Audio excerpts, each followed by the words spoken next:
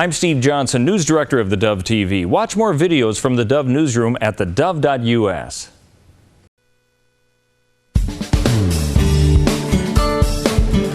Okay, welcome back, and delighted to have back with us today Dr. Wendy Patrick. She's a minister and an attorney, and she's the author of Red Flags. We've visited her with before. There's a picture of the book there on the screen. You may want to check that out at Barnes & Noble or Amazon.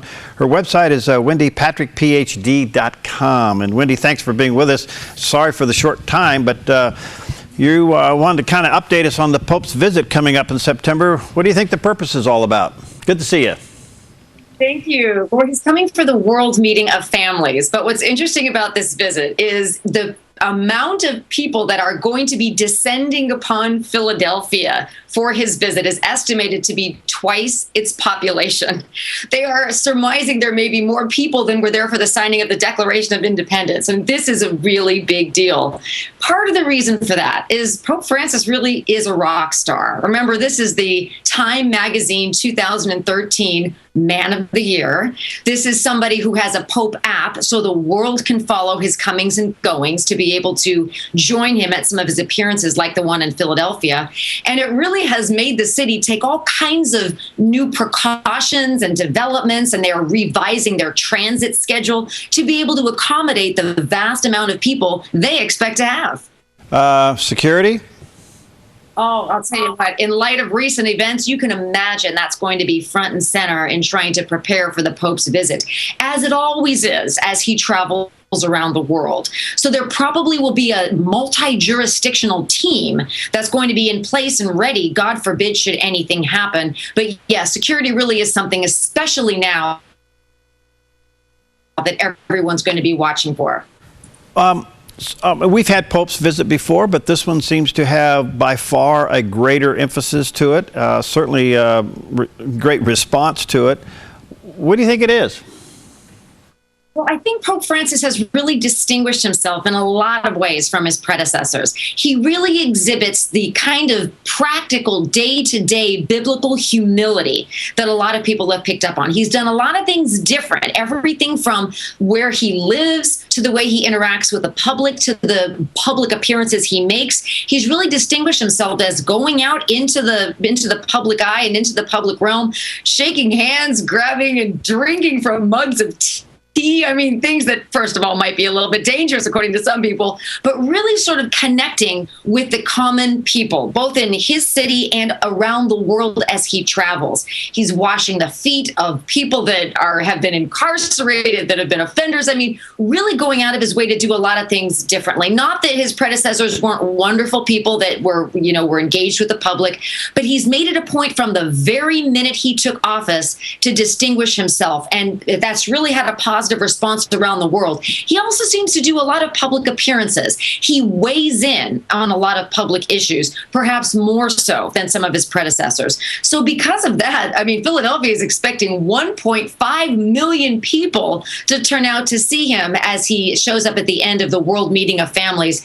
And that's no doubt due to the fact that he's really injected himself in the public eye. I just wanted to have you comment on that. He seems to be completely out of the box prior to his predecessors on some social issues and political issues. He kind of poked his toe in there and is getting some criticism for it. What do you think? Well, I think he's poked more than his toe in the water on some of these issues, and that is why people are talking so loudly on both sides of the fence. And one of those issues, which has to do with the topic of same-sex marriage, the LGBT community, is likely to come up during the Philadelphia visit. In fact, people are already talking about that. So you can imagine when he weighs in, when he talks about it, and sometimes it's not even so much of a weighing in as a raising of the issue. Both sides want to hear what he has to say. And then once he gives his 2 cents, both sides want to talk about it. And we can expect some of that during the World Meeting of Families for obvious reasons. Families are being defined very differently today than they were 40 years ago or even 10 years ago in the U.S. That's one of the things on the agenda at the meeting, and that's probably why you're going to see a lot of people attending. All right, let's take a sharp turn and go in another direction. Bill Cosby, as an attorney, we all know the charge and everything. It's a sad thing to watch. It's just unbelievably sad to watch this whole thing. And I hope he finds Christ in the middle of all this. I really do. But in light of these charges and the seriousness of these charges, and now even an admission, is he past the statutory position where they can't touch him? Well, even if he is criminally, as is the case in many of the counts, there's a couple of defamation suits that are pending right now against him. And the statements, the admissions that were unsealed regarding the 2005 deposition that had to do with whether or not he obtained prescription quaaludes to give to women he wanted to have sex with, those statements the lawyers are going to be trying to get in the defamation cases, because they're corroborative of what the women have been alleging, that while they can't prosecute him criminally for what he did, have actually these civil suits pending. And what's more interesting, really, as far as sort of a how did we even get those statements perspective, is remember Bill Cosby really was talking about public morals, family values, and that's part of the rationale that the judge gave that really fueled the judge's decision to unseal that deposition and admit those statements. Now, he didn't admit to raping anybody. He didn't necessarily admit to drugging any of the women that are accusing him, but it really provides some corroboration for what these women have been saying and are continuing to say as the defamation cases continue. You know, I think this has got to be a ripe topic for the psychological community, where the man is talking about one thing and practicing another. I mean, that's almost textbook, isn't it? Well, in a sense it is, and it's not just the psychological community, but a lot of people in the legal community, as you say, are looking at, well, gosh, are there any more current victims out there whose cases are not past the statute of limitations now that we have some corroborative evidence? So it remains to be seen how, if at all, those statements are going to be admissible in court, and what other cases might be forthcoming as there is now more evidence to work with in deciding what kinds of, whether it's criminal matter or civil matter, they may be admissible in. All right. Well, listen, quickly, I got a couple of minutes. Tell us about Red Flags and what people can get out of your book. Well, Red Flags is a culmination of my, and I hate to give my age sort of circumstantially, but 20 years as a practicing criminal lawyer. It really uses everything I've used, all of the victims that have come and said, why didn't I see this coming? Why didn't I see the red flags that this man of my dreams wasn't as good as he seemed to be? This book is the culmination of 20 years of dealing with those victims and with the perpetrators, and it gives 10 reasons why bad people might look good. But those 10 reasons are also reasons that good people look good. So it is really meant to show both sides of the equation as to how can we really tell whether or not somebody is as good as they look. And it gives 4 flag areas, right? They spell out flag very catchy: focus, lifestyle, associations, and goals.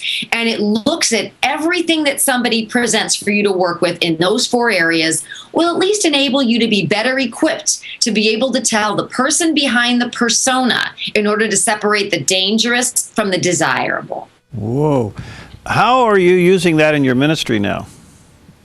I use it in my ministry every day, both in the way that I approach people and in the way that I hopefully am able to better equip people to be able to deal with others. I mean, think about in our own congregations.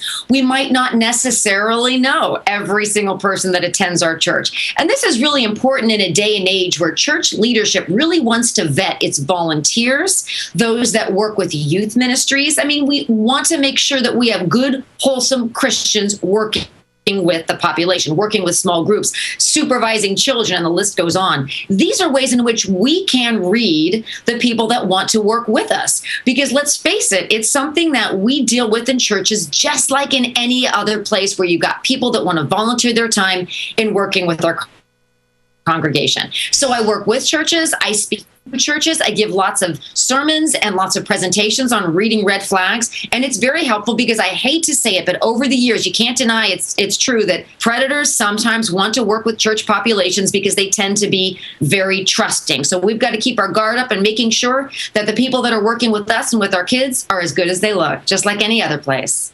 Well, you know, Wendy, since the tragedy there in Charlotte, South Carolina, we're now asking the question, what is the future of church security, and where do you draw the line of being welcoming and loving and at the same time smart? You got any thoughts? Well, I'll tell you, it's while those incidents are few and far between, in the wake of one, which happened so recently, everyone that is holding open public Bible studies is trying to think, what do we do? Do we arm the church leaders? Do we have a metal detector at the heart, right before you get into the church? What do you do? How can you protect yourself? It's something that church by church they're discussing, right? Church leadership is really evaluating safety concerns more than ever. I mean, just yesterday, in light of what happened at the Marine Recruiting Center, we are all on high alert trying to figure out how much security is too much. You don't want to scare people away. I mean, there are some people that maybe wouldn't go to a Bible study if everybody was packing heat in the room. But on the other hand, you might have people that wouldn't go unless there's some kind of security in place. So it's church by church. It's a great topic. People are talking about it, and I can imagine we're going to see more security. Got to go. I'm sorry to cut you off. I got to go. WendyPatrickPhD.com. Check it out. Red flags. Thanks for being with us today. Thank you for having me. Okay.